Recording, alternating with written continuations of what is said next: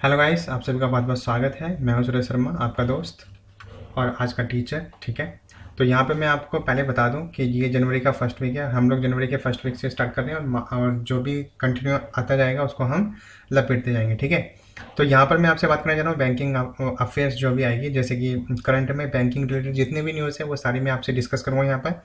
ठीक इसी तरीके से मैं स्टेट न्यूज़, नेशनल अफेयर्स, आपके स्टेटिक जीके जो है वो दोनों ही यहाँ पे कवर करूँगा। ठीक है, फाइनेंशियल अफेयर्स अगर आपको आती है तो बेस्ट है, अगर नहीं आती है तो आप लोग मुझे कमेंट करके बताइए। मैं सोच रहा हूँ कि उसके ऊपर मुझे कन्फ्यूज़न है कि मेरे ख्याल से आप सभी जानते ही होंगे। ठीक है, तो अगर ज़्यादा डिमांड होती है तो मैं जो है बैंकिंग अवेयरनेस का बैच लेकर आऊँगा। ठीक है, तो वो भी फ्री रहेगा, फ्री ऑफ कॉस्ट रहेगा, कोई उसके लिए कोई पे नहीं करना आपको। बस आपको ये बताना है कि भाई आपको वो सीखना है नहीं सीखना है, सिंपल। ठीक है, कोई भी बैच जो है आपको पे नहीं करना है, सारा आपको फ्री रहेगा। बस जो मैं पूछ रहा हूँ वही आपको बताना है। ठीक है, तो ये किस चीज़ की डिमांड है, जैसे बैंकिंग अफेयर्स में अब मैं वन बाय वन करके लेके आऊँगा। ठीक है, जैसे कि जनवरी में अभी भी हम पहले जनवरी के जितने भी बैंकिंग अफेयर्स है वो सारे कंप्लीट करेंगे, फिर फरवरी के, फिर मार्च के, देन उसके बाद हम फिर स्टेट वाइज जो न्यूज़ है वो कवर करेंगे, नेशनल अफेयर्स का कवर करेंगे, और साथ ही स्टैटिक जीके भी आपका पोर्शन चलता रहेगा। ठीक है, तो हमें जीके की बहुत अच्छी प्रिपरेशन करनी है ताकि हमारे 30 आउट ऑफ 30 जो है, जैसे कि 40 आते हैं मेंस में, 40 आते हैं, और जैसे पीओ में मेंस में 40 आते हैं, और आपके क्लर्क में शायद 40 या 50 ऐसे आते हैं। ठीक है, 50, ठीक है, 50 क्वेश्चंस रहते हैं, तो उन सभी को कवर अप करना होता है। ठीक है, आरआरबी में अगर मैं बात करता हूँ तो उसमें तो आपके काफ़ी अच्छा स्कोप मिल जाता है, हमें 80 क्वेश्चंस आते हैं। ठीक है, और जो जिनकी अफेयर्स पर, जैसे करंट अफेयर्स पर ज़्यादा पढ़ रहे हैं, तो अगर इन पे कमांड है तो वो तो अपना जो है कट ऑफ अफेयर से ही क्लियर कर लेते हैं। ठीक है, चलिए तो शुरू करते हैं हम लोग। अच्छा, अगर मैंने कोई बात छोड़ दी हो, अगर आपको कोई क्वेरी है तो आप मुझे कमेंट बॉक्स में बता सकते हैं। ठीक है, और इसके लिए मेरा नंबर भी है। ठीक है, अगर आप जो है व्हाट्सएप ग्रुप से जुड़ना चाहते हैं तो अभी जुड़ सकते हैं। ठीक है, अभी कोई जल्दी नहीं है, आपकी जैसी मर्जी है वैसा। आप कमेंट करना चाहो कमेंट कर सकते हो, व्हाट्सएप से मुझसे बात करना चाहो। देखो, मैं व्हाट्सएप पे ज़्यादा मतलब एक्टिव नहीं रहता हूँ, लेकिन हाँ, अगर कोई ऐसा डाउट हुआ कि कोई ऐसी क्वेरी हुई जिसका जवाब देना जरूरी है तो मैं ज़रूर दूंगा। ठीक है, चलिए शुरू करते हैं।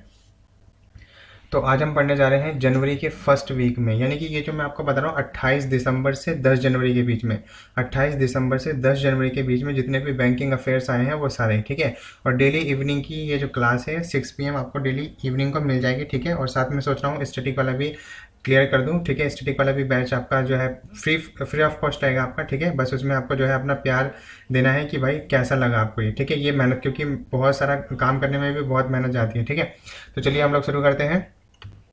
चलिए, तो पहले न्यूज़ देखिए क्या है, और इसको एक एक करके आपको रिवीजन करते जाना है। अगर पीडीएफ चाहिए तो आपको व्हाट्सएप ग्रुप पे आप ज्वाइन हो सकते हैं। KPS क्लासेस की तरफ से एक ग्रुप है, ग्रुप मिलेगा। आपको एक नंबर बताना है।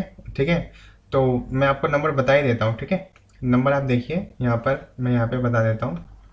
ये आपका नंबर रहेगा, देखिए नंबर आपका है 86 30 82 71 09। ठीक है, 86 30 82 71 09, ये आपका व्हाट्सअप नंबर है। यहाँ से आप जो है अपना नाम, आपको नाम लिखना है और ज्वाइन मैं कर दूंगा, और वहाँ से आपको ये PDF मिल जाएगा। ठीक है, चलिए देखिए, लापरवाही बिल्कुल भी नहीं बरतनी है, और एकदम जोश के साथ, संघर्ष ही जीवन है ऐसा हमें मान के अपना काम करना है। ठीक है, क्योंकि अगर हम पढ़ेंगे तभी हमें जॉब मिलने के चांसेस ज़्यादा मिलते हैं। ठीक है, चलिए तो हम लोग शुरू करते हैं, और ये वाला मैं रफ कर देता हूँ अभी जो मैंने लिखा है। चलिए, तो अब आगे बढ़ते हैं। तो आज की बात हमारी क्या है, ठीक है, तो धीरे धीरे करके हम लोग पढ़ते जाएंगे। ठीक है, अगर किसी को कोई कन्फ्यूजन है तो वो आप जो है बात कर सकते हैं। अच्छा, मैं इसकी जगह क्या ले लेता हूँ, जो है ये सही रहेगा, बेस्ट रहेगा। ठीक है, तो अब देखो, the Asian development bank, ADB की फुल फॉर्म क्या है ये आपको ध्यान रखना है। ADB की फुल फॉर्म क्या है, एशियन डेवलपमेंट बैंक। जितना मैं आपसे बोलने के लिए कहूँ, आपको अपनी जगह जहाँ पे आप सुन रहे हैं आपको जो है बोलते जाना है। ठीक है, चलिए, और याद करने की जिम्मेदारी आपके भाई की है, मैं ये आपको याद कराऊंगा। ठीक है, ADB की फुल फॉर्म क्या है, Asian development bank. Asian development bank ने क्या है, गवर्नमेंट ऑफ इंडिया के साथ जो है एक एग्रीमेंट साइन किया है, 10 मिलियन डॉलर का एक प्रोजेक्ट है, और उस प्रोजेक्ट का एक नाम दिया है PRF। ठीक है, एशियन डेवलपमेंट बैंक ने गवर्नमेंट ऑफ इंडिया के साथ एक एग्रीमेंट साइन किया है 10 मिलियन डॉलर का, और वो जो आपका एग्रीमेंट है, सॉरी, और वो जो आपका एग्रीमेंट है, वो जो एग्रीमेंट है उस एग्रीमेंट का एक नाम है PRF, यानी कि प्रोजेक्ट रेडिनेस फाइनेंसिंग, उसका नाम क्या है, प्रोजेक्ट रेडीनेस फाइनेंसिंग। क्या है, प्रोजेक्ट रेडीनेस फाइनेंसिंग, ठीक है। एक जो एग्रीमेंट है उसका नाम क्या आपको दे रखा है, प्रोजेक्ट रेडीनेस फाइनेंसिंग, ठीक है। This agreement aims to help. अच्छा, इसके बारे में मैं देखो, मैं चाहूँ तो आपको जो है केवल वन लाइनर ही पढ़ा सकता हूँ कि एशियन डेवलपमेंट बैंक ने जो है गवर्नमेंट ऑफ इंडिया के साथ जो है $10 मिलियन का एक प्रोजेक्ट साइन किया जिसका नाम PRF है। ये भी नहीं पता चलेगा, केवल एक प्रोजेक्ट जो है एक जो है MOU साइन किया $10 मिलियन का, किसके लिए, हिमाचल प्रदेश के लिए, सिंपल। तो उसमें क्या रहेगा कि एग्जाम में जब आपके क्वेश्चन आएंगे तो वहीं से निकल के आ जाएगा कि हिमाचल प्रदेश में किसके लिए मिला है, हिमाचल प्रदेश में ऐसी क्या चीज़ है जिसको आप बढ़ाना चाहते हैं, जिसके लिए आपने लोन लिया, ठीक है। तो क्वेश्चन ऐसे निकल, मैंने खुद ही एग्जाम दिया है तो मैंने देखा है कि क्वेश्चन डीपली पूछे जाते हैं, इसलिए मैं आपको डीपली पढ़ा रहा हूँ, इसलिए आप इस पर फोकस रह के जो है पढ़ें। अगर आप जैसे कि फर्स्ट टाइम देख रहे हैं कि सर वन लाइनर नहीं है, ये तो आप इतना बड़ा पढ़ाते हैं, उस पर से छोटी सी बात बताते हैं, तो भाई यही सब आता है, यहीं से आपको जो है निकालना पड़ेगा। अगर मैं केवल वन लाइनर लेके आ जाऊँगा तो उसमें मुझे अलग से बहुत कुछ ऐड करना पड़ेगा। अगर मैं फिर उन्हीं चीज़ों को लिखवाऊंगा तो आप कहेंगे सर आप लिखवाते हैं, ठीक है। तो मेरे भाई आपको ये मैंने सारा कंटेंट दिया है, ठीक है, और आपको इसी में से कंटेंट निकालना है, ठीक है। तो यहाँ पे मैंने क्या बताया, मैंने आपको बताया है कि एशियन डेवलपमेंट बैंक ने गवर्नमेंट ऑफ इंडिया के साथ जो है एक MOU साइन किया है $10 मिलियन का, जो कि उसको वो जो MOU साइन किया है उसको एक नाम दिया गया PRF, जिसकी फुल फॉर्म है प्रोजेक्ट। अच्छा, फुल फॉर्म भी आपकी बहुत इंपॉर्टेंट होती है, उसमें से पूरी फुल फॉर्म नहीं पूछेगा, केवल पूछेगा PRF में F का मतलब क्या है, R का मतलब क्या है, ठीक है, ठीक है, P का मतलब क्या है। तो इसका है आपका project readiness financing, project readiness financing. इसने क्या किया है, this agreement aims to help fine. और मैं ये छोटी छोटी क्लास लूँगा ताकि आपको बड़ी क्लास ना लगे। मैं ये आपको इसलिए बता रहा हूँ क्योंकि कुछ जो स्टूडेंट ऐसे होंगे जो देखते ही बंद कर देंगे, ठीक है। तो मैं ये छोटी छोटी क्लास लूँगा ताकि आपका मनोरंजन भी बना रहे और ज़्यादा लंबी क्लास भी आपको बोरियत ना लगे, ठीक है।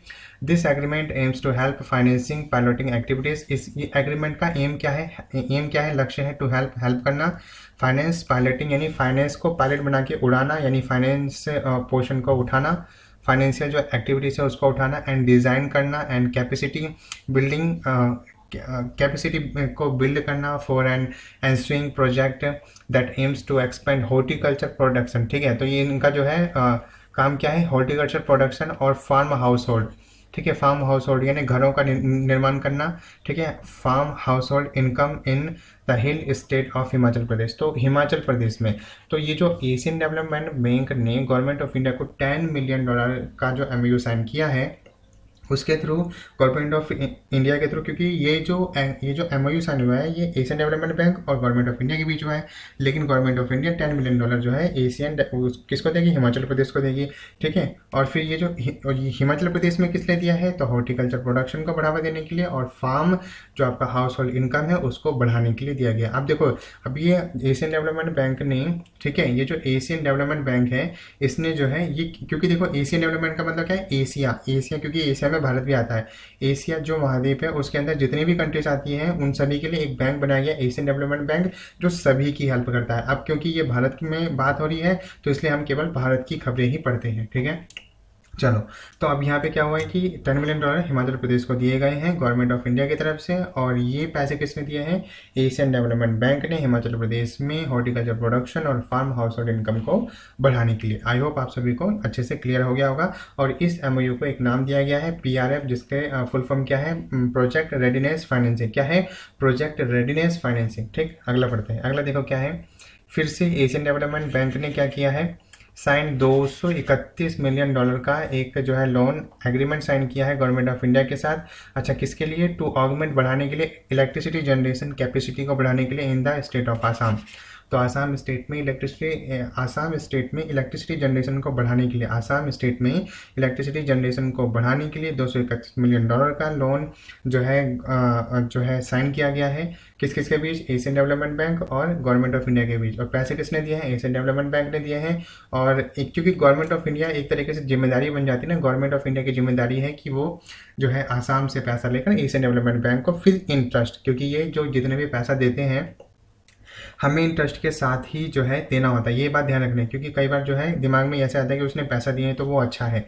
अच्छा होने की बात ये नहीं है कि मतलब कि वो पैसे अपना इंटरेस्ट नहीं लेगा, वो अपना इंटरेस्ट लेगा तभी तो वो क्या बोलते हैं पैसे देगा, इंटरेस्ट लेगा तो उस पर उसका और बढ़ेगा, तो वो जब उसके पास ज़्यादा होगा तो वो और को भी दे सकता है। जैसे आज आसाम को दिया, कल वो पश्चिम बंगाल को दे देगा, फिर उत्तराखंड को दे देगा, दिल्ली को दे देगा। तो इस तरीके से जो है एशियन डेवलपमेंट बैंक सभी की हेल्प करता है, लेकिन जिसको भी पैसा देता है वो इंटरेस्ट के साथ उसे वापस करता है, किसी एशियन डेवलपमेंट बैंक को।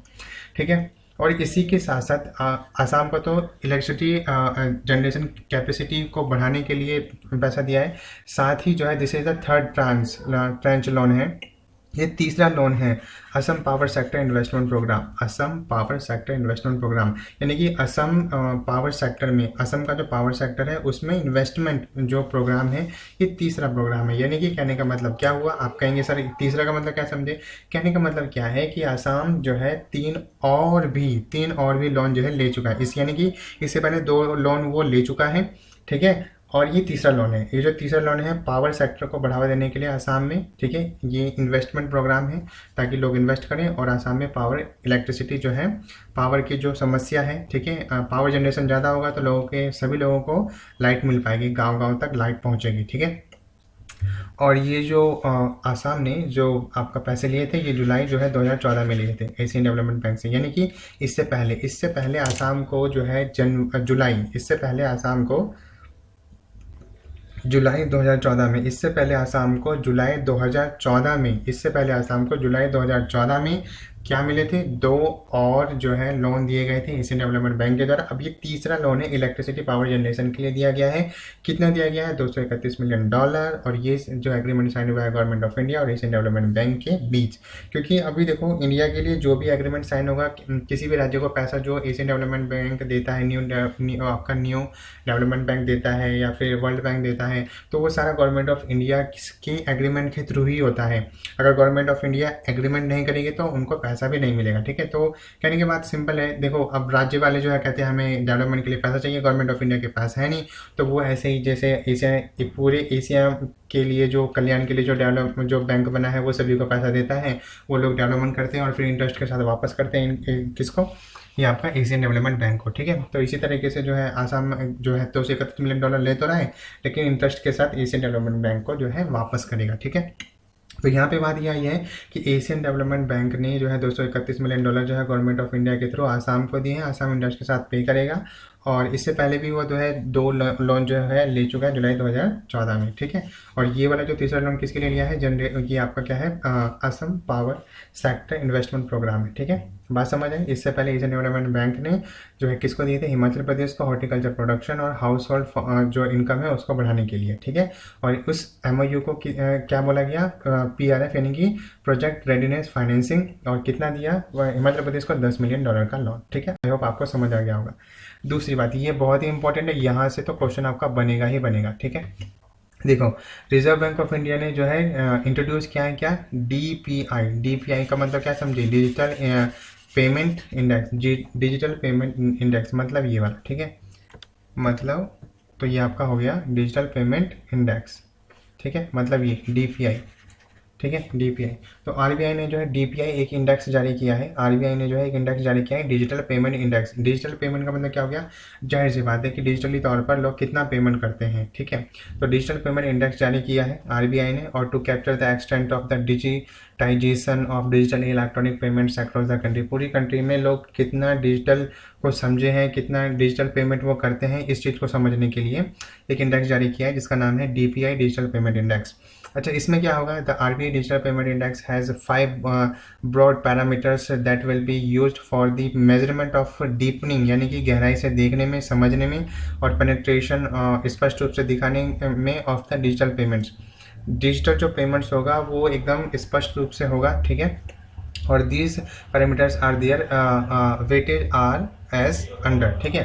कहने का मतलब क्या है कि आरबीआई ने क्या किया है, DPI यानी कि डिजिटल पेमेंट इंडेक्स को जो है इंट्रोड्यूस किया है, और ये इसके थ्रू ये देखना चाहता है RBI कि लोग डिजिटली तौर पर कितना जो है मतलब अवेयर हैं और कितना जो है ट्रांसफ़र करते हैं। तो उसी के हिसाब से DPI जो है बना है, और लोग जितना ज़्यादा जो है डिजिटली तौर पर जो है आपका जो है पेमेंट करते रहेंगे तो ये डिजिटल पेमेंट इंडेक्स अगर बढ़ रहा है तो इसका मतलब क्या है, लोग ज़्यादा जो है पेमेंट कर रहे हैं डिजिटली तौर पर, ठीक है। अगर कम हो रहा है तो कहने का मतलब क्या है, लोगों को डिजिटली ज्ञान नहीं है या फिर वो पैसा ट्रांसफर करना नहीं चाहते हैं, ठीक है।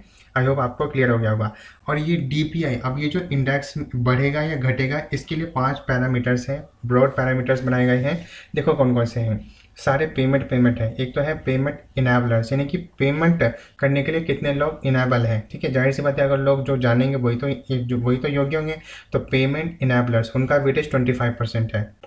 पहली बार ये 25% उनका वेटेज होना चाहिए, ठीक है, जो आपका इनेबल है, पेमेंट करने योग्य है। दूसरी बात, पेमेंट इंफ्रास्ट्रक्चर जो है 2 तरीके से जो है डिपेंड करता है, एक तो डिमांड साइड फैक्टर्स और एक सप्लाई साइड फैक्टर्स।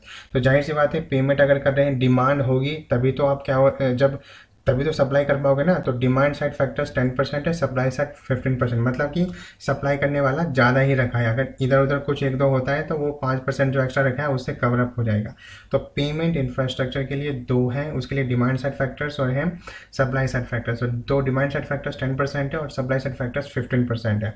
चौथी अगर मैं बात करता हूँ तो वो है पेमेंट परफॉर्मेंस। कहने का मतलब क्या है कि पेमेंट किसी को अच्छे से, जैसे कि सभी ने पेमेंट किया और उसके बिहार पर पेमेंट परफॉर्मेंस किस तरीके से आपका घट रहा है बढ़ रहा है, ये आपका 45%। मतलब पेमेंट परफॉर्मेंस लोगों को अगर अच्छे से करना आता है, परफॉर्म करना, मतलब उनका पैसा कहीं नहीं रुक रहा है, उनको कोई चिंता हो रही है कि मैंने पैसा भेज दिया है, क्या पता मेरा सामान आएगा नहीं आएगा। तो पेमेंट रिलेटेड जितने भी परफॉर्मेंस है उसको देखने के लिए 45% उसका वेटेज रखा है। और जो कंज्यूमर सेंट्रिसिटी है, कंज्यूमर को सेंटर मान के काम करेंगे। कहने का मतलब क्या है, क्योंकि डिजिटल तौर पर पेमेंट तो भाई वो कंज्यूमर ही करेंगे, इसलिए कंज्यूमर को सेंट्रिसिटी दी गई है कितने परसेंट की, 5% की, ठीक है। कंज्यूमर को सेंट्रिसिटी दी गई है 5% की। तो ये क्योंकि 5% को इसलिए दी गई क्योंकि कंज्यूमर पर डिपेंड करता है ना, अगर पैसा ट्रांसफर किया वो करता भी नहीं पे, तो इसलिए ये 5% ही है, ठीक है। तो बात समझ आई। तो ये मैंने क्या बताया कि आरबीआई ने जो है डीपीआई यानी कि डिजिटल पेमेंट इंडेक्स जो है एक इंडेक्स जारी किया है, जहाँ पर वो आरबीआई ये देखेगा कि लोग जो हैं कितना ज़्यादा अवेयर हैं, कितनी जो है वो डिजिटली तौर पर जो है पे कर सकते हैं, ठीक है। और ये उसी के यहाँ पे, जैसे कि अगर आपका इंडिया का डीपीआई आएगा तो डीपीआई का मतलब क्या है, इंडिया में अगर डीपीआई डिजिटल पेमेंट इंडेक्स अगर बढ़ा है तो कहने का मतलब क्या है कि लोग जो है ज़्यादा अवेयर हैं इसके लिए और डिजिटली तौर पर ज़्यादा जो है पेमेंट जो है करते हैं और आसानी से चीज़ों को समझ रहे हैं। और अगर कम है डीपीआई तो इससे पता लगता है कि लोग डिजिटली तौर पर जो है जागरूक नहीं है या फिर वो करना नहीं चाहते, किसी चीज़ से घबराए हैं कि उनका पैसा जो है कट जाएगा। और जाहिर सी बात है, ये नॉर्मल जो है होता भी है कि डिजिटली तौर पर आजकल काफ़ी लोगों को फ्रॉड को फेस करना पड़ता है और इसमें बैंक या फिर कोई आरबीआई कोई कुछ नहीं कर पाता है। अगर हम शिकायत लेके जाते हैं तो हमारा पैसा, खुद का पैसा मिलने में इतना टाइम लग जाता है, हमारा खुद भी टाइम बहुत वेस्ट होता है। तो ये बात है। और जो डीपीआई जो घटेगा बढ़ेगा, इसके लिए 5, क्योंकि किसी भी चीज़ को मेजर करते हैं तो उसके लिए पैरामीटर रखते हैं, तो उसी तरीके से डीपीआई को मेजर करने के लिए 5 पैरामीटर्स रखे गए हैं। We have 5 parameters that is launch by the RBI, that is under below. तो वो आपके जो है 5 पैरामीटर्स कौन कौन से हैं। पेमेंट, पहला क्या आता है, पेमेंट इनेबलर्स, कितने लोग पेमेंट करने के योग्य हैं, तो पेमेंट इनेबलर्स कितने लोग हैं, तो इसका वेटेज 25% रखा है। दूसरा पेमेंट इंफ्रास्ट्रक्चर, पेमेंट इंफ्रास्ट्रक्चर को किस तरीके से बढ़ाया जाए, क्योंकि आपने देखा होगा एनपीसीआई के बारे में, national payment corporation of India, ये सारे तरीके के रुपे कार्ड, वीज़ा कार्ड, ये सब जो है, मतलब रुपे कार्ड तो भारत का है, वीज़ा तो बाहर का है, ठीक है। मास्टर कार्ड हो गया, ये इन सब के थ्रू जो है जितने भी पेमेंट के सिस्टम है ये सारे एनपीसीआई ही देखता है, ठीक है। चलो, ये मैंने आपको बात बताई। दूसरा आपका क्या है, इंफ्रास्ट्रक्चर के भी यहाँ पे 2 है, एक तो डिमांड साइड फैक्टर्स जो कि 10% है और सप्लाई साइड फैक्टर्स 5% ज़्यादा रखा है ताकि इधर उधर होने पर वो संभाल सके, मतलब 15%। तीसरी बात, चौथी बात मैंने आपको क्या बताई, आपका पेमेंट परफॉर्मेंस हो गया। पेमेंट परफॉर्मेंस ये ज़्यादा मेन लगता है। अगर पेमेंट परफॉर्मेंस का मतलब क्या है कि पेमेंट किया है और एकदम क्लीन चिट है। क्लीन चिट का मतलब क्या है, यहाँ से आपने पेमेंट किया, वहाँ पे आपका सामान आ रहा है, जो सामान मंगाया था वही आ रहा है, तो पेमेंट परफॉर्मेंस उसी को बोलते हैं, एकदम क्लीन चिट, ठीक है। तो पेमेंट परफॉर्मेंस करीब 45% इसने रखा है आरबीआई ने। और साथ ही उसके बाद लास्ट में आता है कंज्यूमर सेंट्रिसिटी, कंज्यूमर को केंद्र को मान के काम करो, ये 5% है, क्योंकि ये तो कंज्यूमर पर डिपेंड करता है ना कि वो अगर जो जानता है तो आसानी से हम कर पाएंगे। तो ये 5 पैरामीटर्स है, ठीक है। तो पहला है पेमेंट इनेबलर्स 25% है आपका। दूसरा है पेमेंट इंफ्रास्ट्रक्चर जो कि आपका एक 2 तरीके से आता है, डिमांड साइड फैक्टर्स और आता है supply side factor. Demand side factors आता है 10%, सप्लाई साइड फैक्टर आता है 25, आपका 15%। ठीक है। 10%, 15% पेमेंट परफॉर्मेंस आपकी 45% है और कंज्यूमर सेंट्रिसिटी आपकी 5% है, ठीक है। तो इसमें मैं आपको बार बार रिपीट करा रहा हूँ, तो इसमें आपका टाइम वेस्ट बिल्कुल भी नहीं समझना है, आपको मेरे साथ रिपीट करते चलना है, ठीक है। क्योंकि आज आप लर्न करें, आज ही लर्न हो जाना चाहिए, हमें कल के लिए इस काम को छोड़ना ही नहीं है, ठीक है। चलिए आगे बढ़ते हैं। अगला देखो, अच्छा ये जो डिजिटल पेमेंट इंडेक्स है, जो हम जो है जो आरबीआई लेकर आएगा, जैसे हर साल का लेकर आएगा, तो उसके लिए बेस ईयर कुछ माना है। तो आरबीआई ने बेस ईयर जो है मार्च 2018 को माना है। तो मार्च 2018 को डीपीआई के लिए, डिजिटल पेमेंट इंडेक्स के लिए जो है मार्च 2018 को बेस ईयर माना है। इसके बिहाफ पर जो है आरबीआई ने 2019 और 2020 का जो है डीपीआई निकाला है। तो इसके अकॉर्डिंग 2018 में इन्होंने सेट किया है 100। अब देखो 100 क्यों सेट किया, क्योंकि 100 पर किसी भी चीज़ का इवेल्युएशन करना, मूल्यांकन करना बहुत ही आसान होता है, इसलिए इन्होंने मार्च 2018 को जो है बेस ईयर माना है डीपीआई का, डिजिटल पेमेंट इंडेक्स का, और वो कितना माना है 100, ठीक है। अगला, आरबीआई ने कैलकुलेट किया है डीपीआई डिजिटल पेमेंट इंडेक्स मार्च 2019 का कितना है 153.47, ठीक है। और मार्च 2020 का कितना है, ये है आपका 207.84, ठीक है। तो दो हुए हैं, एक मार्च 2019 में डीपीआई कितना रहा है, तो 153.47, और मार्च 2020 में कितना रहा है आपका 207.84, ठीक है। चलिए, और जो है 2021 का 4 महीने के गैप पर ये जो है 2021 का भी जारी कर देंगे। तो यहाँ पर केवल कितनी बात मैंने बताई, केवल इतनी बात बताई, आरबीआई ने एक डीपीआई यानी डिजिटल पेमेंट इंडेक्स जारी किया है, ये देखने के लिए कि लोग कितना ज़्यादा अवेयर हैं डिजिटली तौर पर, कितना ज़्यादा डिजिटल पेमेंट करते हैं, उसके लिए डिजिटल पेमेंट इंडेक्स लॉन्च किया है। और इसके लिए 5 पैरामीटर्स रखें, जिसके भी यहाँ पर डीपीआई को जो है डीपीआई निकाला जाएगा। वो 5 पैरामीटर्स कौन कौन से हैं, पेमेंट आपका इनेबलर्स जो कि 25% है, उसके बाद मैंने बताया पेमेंट इंफ्रास्ट्रक्चर जो कि दो चीज़ पे बिहेव करता है, दो चीज़ पे बेस्ड है। कौन कौन सा, एक तो आपका आता है एक तो आपका आता है कि आपका डिमांड कितना है, तो डिमांड साइड फैक्टर जो कि 10% रखा है, सप्लाई साइड 15% रखा है। क्यों रखा है 15%, क्योंकि अगर जो इधर उधर होता है 5% इसलिए एक्स्ट्रा रखा है, इधर उधर होगा तो वो संभाल लेंगे। तो सप्लाई साइड का 5% हो गया। उसके बाद है पेमेंट आपका क्या आता है, performance, payment performance clean chit होना चाहिए जो कि 45% रखी गई है। उसके बाद आपका कंज्यूमर सेंट्रिसिटी 5% रखी गई है। आरबीआई के लिए आज ये जो डीपीआई है, डीपीआई जो डिजिटल पेमेंट इंडेक्स है, इसके लिए एक बेस ईयर रखना है, तो उन्होंने मार्च 2018 को रखा है और उसकी वैल्यू रखी है 100। और इसी के साथ साथ 2019 मार्च 2020 का डीपीआई डिजिटल पेमेंट इंडेक्स जो है जारी कर दिया गया है। कितना निकाला है, 153.47 2019 का, और मार्च 2020 का 207.84 निकाला है। साथ ही अभी हाल फिलहाल में जो है इसका भी मार्च 2021 का भी डीपीआई जो है आरबीआई के द्वारा जारी कर दिया जाएगा। आई होप आपको ये वाला पॉइंट अच्छे से क्लियर हो गया होगा, ठीक। अब हम आगे चलते हैं। आगे देखिए, आगे क्या है, देखिए reserve RBI setup college of supervisor chaired by the NS Vishwanathan. तो कहने का मतलब सिंपल ये है, आरबीआई ने एक कॉलेज बनाया है जहाँ पर वो जो है कॉलेज ऑफ सुपरवाइजर्स तैयार करेगा, सुपरवाइजर्स जो है तैयार करेगा। सुपरवाइजर्स का एक कॉलेज है जो कि आरबीआई चला रहा है, ठीक है। आरबीआई ने बनाया ताकि उन्हें डायरेक्ट ही सुपरवाइजर्स को वो ट्रेन करें, एक तरीके से ट्रेनिंग दे रहे हैं, सिंपल एक कॉलेज है जिसमें वो ट्रेनिंग देंगे कि सुपरवाइज कैसे किया जाए, ठीक है। तो आरबीआई ने कॉलेज बनाया है क्या हो गया गली को तो ये आपका हो गया कॉलेज ऑफ सुपरवाइजर्स हो गया, ठीक है, COS supervisors to further strengthen supervision over regulated entities, ठीक है। The COS will headed by, अच्छा ठीक है। तो आरबीआई ने जो है कॉलेज ऑफ सुपरवाइजर्स बनाया है, सुपरवाइजर्स का एक कॉलेज बनाया है जहाँ पर सुपरवाइजर तैयार किए जाएंगे, ठीक है। और ये इसका जो आपका हेड किसे बनाया गया है, तो वो है फॉर्मर डिप्टी गवर्नर आपके क्या है, NS Vishwanathan. Former deputy governor NS Vishwanathan है, और उनके साथ 5 मेंबर और हैं। वो 5 कौन से हैं, वो है ये, वो 5 मेंबर कौन से हैं, वो हैं ये, कौन कौन से हैं, अरिजीत बसु जो कि स्टेट बैंक ऑफ इंडिया के मैनेजिंग डायरेक्टर हैं, और परेश सुखानकार के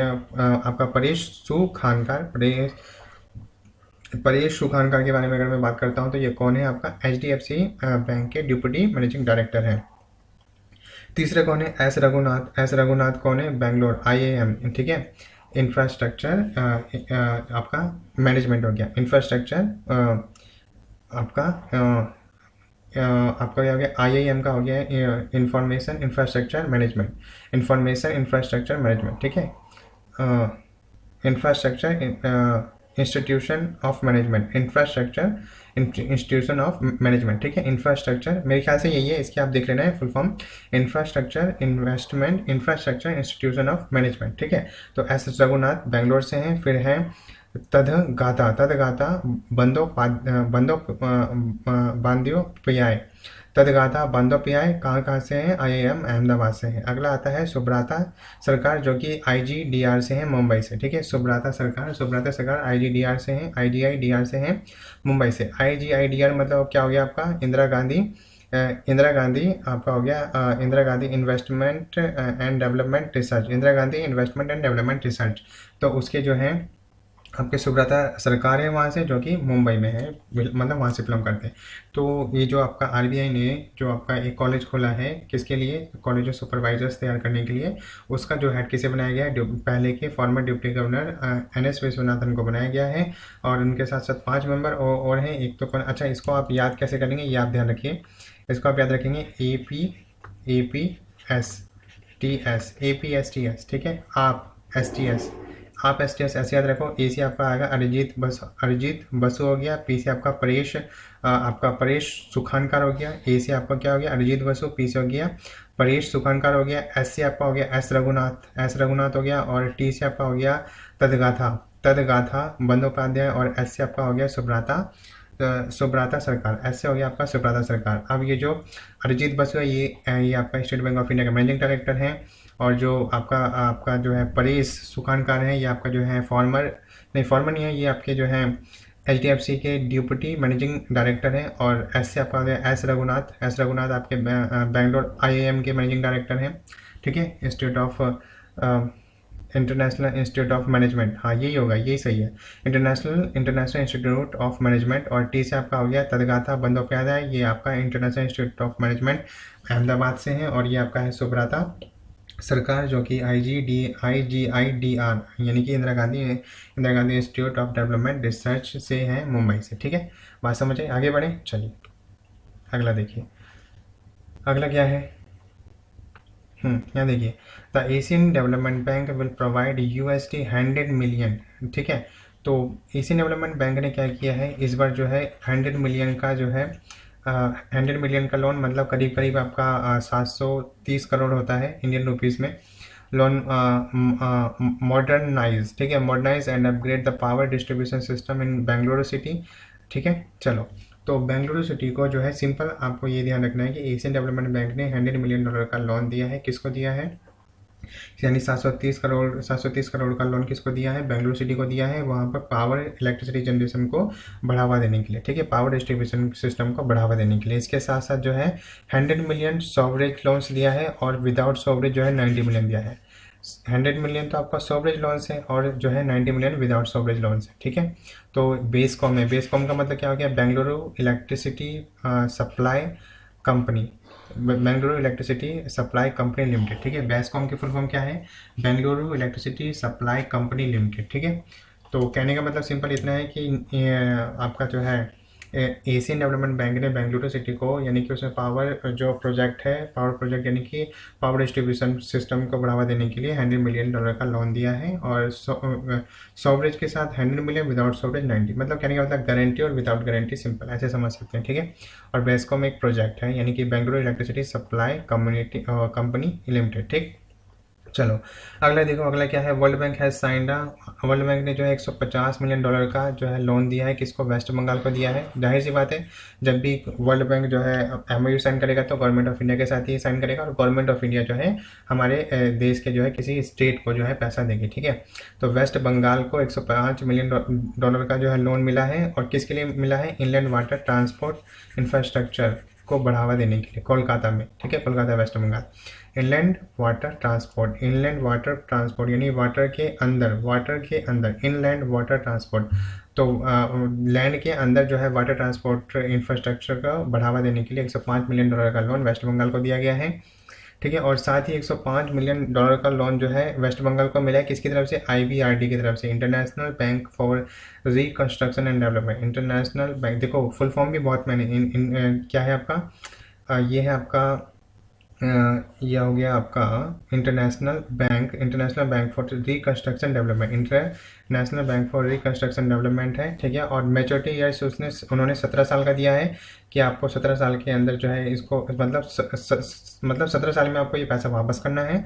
और साथ ही जो है ग्रेस पीरियड जो है 7 साल का दिया है। ग्रेस पीरियड आपका ये होता है कि टाइम 17 साल खत्म होने के बाद फिर 7 साल का और ग्रेस पीरियड दिया है, जिसके अंदर जो है आप अपने आप को रिकवर करके फटाफट पैसे चुकता कर देंगे। तो वर्ल्ड बैंक ने जो है $105 मिलियन का लोन जो है वेस्ट बंगाल को दिया है, ठीक है, इनलैंड वाटर इंफ्रास्ट्रक्चर को डेवलप करने के लिए कोलकाता में। साथ ही IBRD आपका international bank for reconstruction and development, क्या है आपका international bank for reconstruction development को भी जो है इसने भी जो है वेस्ट बंगाल को कितना दिया, $105 मिलियन दिए हैं और 17 साल के लिए दिए हैं और 7 साल का ग्रेस पीरियड भी इसने प्रोवाइड किया है। अगली बात करते हैं न्यू डेवलपमेंट बैंक। इसका जो है इसका जो है हेडक्वार्टर आपका संघाई जो है चाइना में है, संघाई चाइना में है इसका हेडक्वार्टर। इसके बारे में मैं आपको बताऊंगा, स्टैटिक वाला भी जो मैं आपको पोर्शन बताऊंगा। स्टार्टिंग में भी हम लोग ज़्यादा नहीं पढ़ेंगे, थोड़ा थोड़ा करके पोर्शन पढ़ेंगे, ठीक है। चलो, तो न्यू डेवलपमेंट बैंक ने जो है $646 मिलियन का लोन साइन किया है। किसके लिए? आंध्र प्रदेश के लिए। आंध्र प्रदेश के लिए $646 मिलियन का लोन साइन किया, जिसमें से 323 मिलियन ईच। तो 2 रोड प्रोजेक्ट हैं। This project will provide mobility and connectivity the socioeconomic centers, enhance transport efficiency, improve road safety and riding quality, and provide all weather accessibility for this state's road users। तो कहने का मतलब क्या है, देखो new development bank जिसका जो है न्यू डेवलपमेंट बैंक ये हाल फिलहाल में आपका 15 जुलाई 2014 में इस्टेब्लिश हुआ है और भारत भी इसका हिस्सा है। और इसीलिए न्यू डेवलपमेंट बैंक ने जो है आंध्र प्रदेश को $646 मिलियन का जो है लोन सैंक्शन किया है, और जिसमें 323 मिलियन लोन प्रत्येक जो है प्रोजेक्ट के लिए। तो आंध्र प्रदेश में 2 रोड प्रोजेक्ट है और प्रत्येक रोड प्रोजेक्ट में $323 मिलियन का जो है लोन जो है न्यू डेवलपमेंट बैंक की तरफ से जो है दिया गया है। आई होप आपको ये अच्छे से क्लियर हो गया होगा, ठीक है। इससे पहले मैंने बताया कि बेंगलोर सिटी को $100 मिलियन का लोन दिया है एशियन डेवलपमेंट बैंक ने, 730 करोड़ जो होता है, ठीक है। सेवरेज के सॉवेरे जिन लोन्स जो है 100 मिलियन और विदाउट सॉवरेजिन गारंटी आपको मिला है 90 मिलियन का। और इसे ये बेसकॉम प्रोजेक्ट, यानी कि आपका बेसकॉम का प्रोजेक्ट मतलब क्या समझिए, Bangalore electricity supply company limited. और उसके बाद वर्ल्ड बैंक ने जो है $105 मिलियन वेस्ट बंगाल को दिए हैं। साथ में किसके लिए दिया है? इनलैंड वाटर ट्रांसपोर्ट इंफ्रास्ट्रक्चर को डेवलपमेंट करने के लिए। और साथ ही $105 मिलियन का लोन जो है IBRD international bank for reconstruction development के लिए दिया गया है। और ये 17 साल के लिए दिया गया है और 7 साल का जो है ग्रेस पीरियड भी दिया गया है वेस्ट बंगाल को। न्यू डेवलपमेंट बैंक ने क्या किया है, आंध्र प्रदेश को $646 मिलियन का लोन सैंक्शन करके दिया है, और जिसमें से 2 प्रोजेक्ट हैं आंध्र प्रदेश में, ठीक है। आंध्र प्रदेश में 2 प्रोजेक्ट हैं और 323 मिलियन ईच जो है डॉलर जो है ईच प्रोजेक्ट में लगाने हैं, ठीक है। आई होप आपको ये अच्छे से क्लियर हो गया होगा। चलिए, उसके बाद हम लोग आगे बढ़ते हैं। आगे देखिए, IDBI यानी कि industrial development bank of India, ठीक है। Industrial development bank of India, इसके CEO कौन है? राकेश शर्मा। तो इसने अनाउंस क्या किया है कि ये video KYC account opening facility जो है प्रोवाइड करेगा सेविंग बैंक अकाउंट होल्डर्स के लिए। तो IDBI ने क्या किया, IDBI ने अपने सेविंग यानी कि जो भी कस्टमर्स जो है सेविंग बैंक अकाउंट खोलना चाहते हैं IDBI में, industrial development bank of India में, इसका हेडक्वार्टर मुंबई महाराष्ट्र में है और इसके CEO कौन है? राकेश शर्मा है, ठीक है। और इसने क्या किया है, वीडियो KYC अकाउंट ओपनिंग जो है अकाउंट ओपनिंग फैसिलिटी जो है प्रोवाइड की है सेविंग बैंक अकाउंट होल्डर्स के लिए। जिससे क्या होगा, through the facility our customer can open a saving account with the lender from the convenience of his or her home or office, as there are no physical forms to be filled or visits to be made to the branch। यानी कि इसके through जो है branch में कोई भी visit करना नहीं पड़ेगा, ऑनलाइन आपको जो है ये फॉर्म मिल जाएगा, ऑनलाइन ही आपको ये लोन मिल जाएगा। कहने का मतलब क्या है, देखो सेविंग बैंक अकाउंट है, सेविंग बैंक अकाउंट में ये एक तरीके से लोन के लिए दिया गया है, जो अपने होम के लिए, ऑफिस के लिए जो लोन लेना चाहते हैं, सिंपल। तो IDBI bank, industrial development bank of India ने जो है सेविंग बैंक अकाउंट के लिए एक वीडियो KYC अकाउंट फैसिलिटी जो है लॉन्च की है, video KYC account facility launch की है। मतलब कहने का मतलब क्या है, आप अपने मोबाइल में वीडियो ऑन करेंगे और उसके थ्रू आपकी KYC हो जाएगी। KYC आपका नो योर कस्टमर, सिंपल। आपसे कुछ इन्फॉर्मेशन पूछेंगे, आधार कार्ड नंबर, कुछ इन्फॉर्मेशन डाटा लेंगे और आपका जो है सेविंग अकाउंट खोल देंगे IDBI में, ठीक है। IDBI ने ऐसा किया है। दूसरी अगर मैं बात करता हूँ तो दूसरा आपका आता है उत्तर प्रदेश बेस्ड। उत्तर प्रदेश बेस्ड का मतलब क्या है, उत्तर प्रदेश में जो शिवालिक मर्केंटाइल कोऑपरेटिव बैंक है, एसएमसीबी। एसएमसीबी की फुल फॉर्म क्या है, शिवालिक मर्केंटाइल कोऑपरेटिव बैंक। इसको क्या क्या है, इसको अर्बन कोऑपरेटिव बैंक में जो है ये पहला अर्बन कोऑपरेटिव बैंक बन गया है। ये पहला अर्बन एरिया में खुलने वाला ये पहला बैंक है जिसे स्मॉल फाइनेंस बैंक जो है खोलने का अवसर मिला है, आरबीआई के द्वारा लाइसेंस मिल गया है। और आरबीआई ने इसे 18 महीने दिए हैं, अपना टाइमलाइन है टू कमेंस बिजनेस, अपना बिजनेस बढ़ाने के लिए।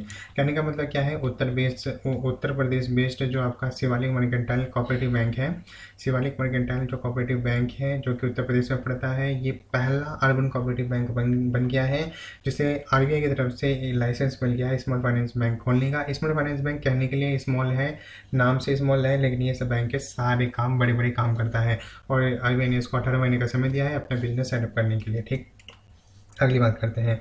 Reserve bank of India has introduced legal entity जो है आइडेंटिफायर। तो रिजर्व बैंक ऑफ इंडिया ने क्या किया है, LEI यानी लीगल एंटिटी आइडेंटिफायर को लॉन्च कर दिया है। ठीक है, रिजर्व बैंक ऑफ इंडिया ने क्या किया है, तो रिजर्व बैंक ऑफ इंडिया ने क्या किया है, लीगल एंटिटी आइडेंटिफायर को लॉन्च किया है। ये किस लिए किया है, जो लोग जो है 50 करोड़ या उससे अबव का ट्रांजेक्शन करते हैं, जैसे कि आप सभी जानते हैं NEFT, national electronic fund transfer और RTGS real time growth settlement. ठीक है, तो इसके थ्रू ये आपके हमारे पास ये मोड ऑफ ट्रांसफ़र है, पैसा ट्रांसफ़र करने के तरीके हैं। और एक और था आपका जो है MTPS ऐसे कुछ नाम है उसका। ठीक है, तो ये भी है। ठीक है, तो ये 3 तरीके से हैं। तो ये पैसा ट्रांसफ़र करने के मोड हैं, मतलब तरीके हैं। तो RTGS से भी ट्रांसफ़र कर सकते हैं, NEFT से भी कर सकते हैं। तो आप जो इससे पैसा ट्रांसफ़र करते हैं, अगर आप 50 करोड़ या उससे ज़्यादा का ट्रांसफ़र करते हैं तो उसके लिए आरबीआई ने कहा है कि लीगल एंटिटी आइडेंटिफायर, लीगल तरीके से आपको जाना पड़ेगा। उसके लिए एक जो है एक आइडेंटिफायर जो है इंट्रोड्यूस किया है कि वो इंट्रोड्यूस करेगा कि भाई ये 50 करोड़ किसका है, ताकि आसानी से पता लगा सके। कोई घपला होता है तो आसानी से पकड़ा जाए, मतलब उसे पकड़ सकते हैं। तो 50 करोड़, अगर कोई व्यक्ति 50 करोड़ या 50 करोड़ से ज़्यादा का एक बैंक से दूसरे बैंक में ट्रांसफ़र करता है, एक जगह से दूसरी जगह ट्रांसफ़र करता है, तो उसके लिए उसे लीगल एंटिटी आइडेंटिफायर आरबीआई ने इंट्रोड्यूस किया है कि आपको लीगल एंटिटी आइडेंटिफायर जो है लगाना पड़ेगा। और लीगल एंटिटी आइडेंटिफायर कुछ नहीं, ये आपका एक तरीके से कोड होता है, 20 डिजिट का एक कोड होता है। Legal entity identifier is nothing but a 20 digit code. ये एक 20 डिजिट का कोड होता है। ठीक है, बात समझ आ रही है? चलिए आगे बढ़ते हैं। अगला देखिए, अगला क्या है, देखिए IDFC mutual fund has launched it's latest bank. तो कहने का मतलब क्या, IDFC आपका IDFC फर्स्ट बैंक है और हर एक बैंक म्यूचुअल फंड करता है, इंश्योरेंस करता है, तो उसी के आगे लग जाता है। तो IDFC म्यूचुअल फंड ये उसी की कंपनी होगी, ये उसी की ब्रांच है IDFC फर्स्ट बैंक। तो आपका हो गया इन्वेस्टमेंट डेवलपमेंट फाइनेंस कंपनी। ठीक है, नहीं, इंफ्रास्ट्रक्चर डेवलपमेंट फाइनेंस कंपनी। तो इसने जो है कैंपेन लॉन्च किया है अपने #पैशन को रोको मत। कहने का मतलब क्या है कि आपका जो है इन्वेस्टर अवेयरनेस कैंपेन को बढ़ाने के लिए। कहने का मतलब क्या, जितने भी इन्वेस्टर हैं वो इस कैंपेन को समझें और अपना पैसा इन्वेस्ट करें और लाभ भी उठाएं। ठीक है, तो कहने का मतलब क्या है, वो लोग अपना पैसा इन्वेस्ट करेंगे तो बैंकों के पास भी, म्यूचुअल फंड के पास भी, उनके पास भी पैसा आएगा, वो व्यापारियों को देंगे, पैसे से पैसा आता है ना। तो सिंपल से कहने का मतलब ये है कि जो IDFC फर्स्ट बैंक है उसकी एक ब्रांच है mutual fund, IDFC mutual fund. इसने क्या किया है कि एक कैंपेन लॉन्च किया है #अपने पैशन को रोको मत। ये क्या है कि ये आपका इन्वेस्टमेंट प्रोग्राम है, ताकि लोग, इन्वेस्टर अवेयरनेस प्रोग्राम है, ताकि लोग जो है समझें और मतलब अवेयर हों और पैसा जो है इन्वेस्ट करें। ठीक है, आगे देखो, क्योंकि वैसे भी कुछ लोग पैसा इन्वेस्ट नहीं करते तो उनका पैसा रखा है, बच्चे तो देगा नहीं, इसलिए बढ़ जाए तो बेहतर ही है। ठीक, चलो, तो इसके लिए भी तरह तरह की स्कीम आती है कि आपको जो है एक रिस्क है, विदाउट रिस्क है। जो इसमें विदाउट रिस्क है उसमें कम इंटरेस्ट मिलता है, जिसमें रिस्क है उसमें ज़्यादा मिलता है, लेकिन उसमें खोने का खतरा भी होता है। ठीक है ना, चलो अगला हम देखते हैं। World Bank has projected the Indian economy to contract 9.6%। अब देखो ये अब क्या है कि ये आपका एक रैंकिंग बेस्ड आपका हो गया कि रैंक कितनी है, भारत की GDP कितनी है उसके अकॉर्डिंग। तो क्योंकि वर्ल्ड बैंक आ रहा था तो इसलिए मैंने बैंक का इसमें ले लिया है। तो वर्ल्ड बैंक के अकॉर्डिंग भारत की GDP 9.6% है 2020 से 21 में। ठीक है, और ग्लोबल इकोनॉमी प्रोस्पेक्ट रिपोर्ट, और वर्ल्ड बैंक जो है एक रिपोर्ट जारी करता है, ग्लोबल इकोनॉमी प्रोस्पेक्ट रिपोर्ट, जिसके अकॉर्डिंग भारत की GDP 9.6% है 2020 से 21 में। वर्ल्ड बैंक कह रहा है कि ग्रोथ जो है इसकी होगी 5.4% देखी जाएगी 2021 में। यानी कि कहने का मतलब क्या है, 9.6% तो इसकी फिजिकल ईयर 2020 से 21 में होगी। इसमें उसने टोटल बता दिया 9.6%, लेकिन ग्रोथ कितने से हो रहा है पहले के कंपेयर में, अब कितना आ रहा है पहले के कंपेयर में, अब जो है 5.4% से जो है बढ़ेगा। ठीक है। अपार्ट फ्रॉम दिस इसकी जो ग्लोबल इकोनॉमी है, ग्लोबल इकोनॉमी के बारे में भी उन्होंने बताया कि वो 4% से बढ़ेगी। यानी पूरे पूरे वर्ल्ड में जितनी भी कंट्रीज हैं टोटल मिला के उसको हम बोलते हैं ग्लोबल इकोनॉमी। ग्लोबल इकोनॉमी 4% से बढ़ेगी 2021 में। ठीक है। According to the report global growth is projected moderate 3.8% 2022। कहने का मतलब क्या है कि आपका जो है वर्ल्ड बैंक है, वर्ल्ड बैंक अपनी एक रिपोर्ट जारी करता है जिसका नाम है global economic prospect report, global economic prospect report. उसके अकॉर्डिंग भारत की जीडीपी 2020 से 21 में 9.6% है। उसने ये तो 9.6% फिक्स हो गया, लेकिन वो कह रहा है कि पहले के कंपेयर में बढ़ेगी कितना, तो 5.4% से जो है भारत की जीडीपी बढ़ेगी। और साथ ही अगर मैं ग्लोबल इकोनॉमी की बात करता हूँ तो ग्लोबल इकोनॉमी जो है 4% से बढ़ेगी 2021 में, और 2022 में 3.8% से। 2021 में 4% से बढ़ेगी और आपका जो 22 है उसमें 3.8% से बढ़ेगी। अब देखो 3.8% से क्यों बढ़ेगी, क्योंकि पहले अभी 21 में 4% से बढ़ी है, लेकिन उसके बाद 22 में जो है 3.8% से बढ़ेगी, है ना। 22 में 3.8% बढ़ेगी। ऐसा क्यों है, क्योंकि अभी देखो अभी मंदी का सीजन है, तो उसी हिसाब से जो है मतलब एक करवट लेगी तो ज़्यादा बढ़ेगी। लेकिन फिर जब सब कुछ स्थिर हो जाएगा, कॉन्स्टेंट हो जाएगा, तो फिर रेट को आपका इन्फ्लेशन डिफ्लेशन आप जानते हैं ना, मॉनेटरी पॉलिसी के थ्रू ये जो है इतना जो है नहीं आएगा। ठीक है। क्योंकि महंगाई भी बढ़ाना लाजमी नहीं है सरकार के लिए, क्योंकि प्याज के लिए आजकल सरकार गिर जाती है, आप सभी जानते हैं। ठीक है। तो यहाँ पे मैंने इतनी बात आपसे डिस्कस किया और यहीं पे हमारा सेशन जो है ख़त्म होता है। देखिए 40 मिनट का हो गया है। चलिए, तो मैं अभी बस आपको रिवीजन करना है। ठीक है। तो दोस्तों आज के लिए इतना ही, फिर मैं मिलूंगा आपको नेक्स्ट वीडियो में। तब तक के लिए जय हिंद, वंदे मातरम। मेरे साथ बने रहिए। कोई क्वेरी है तो अपने उस क्वेरी को आपको कमेंट बॉक्स में लिखना है। ठीक है। और मैंने आपको नंबर दे दिया है, अगर कोई मुझसे बात करना चाहता है तो आपको व्हाट्सअप करना है। ठीक है। अगर कोई लीगल लगता है मुझे जवाब देने वाला तो मैं ज़रूर जवाब दूंगा। ठीक है।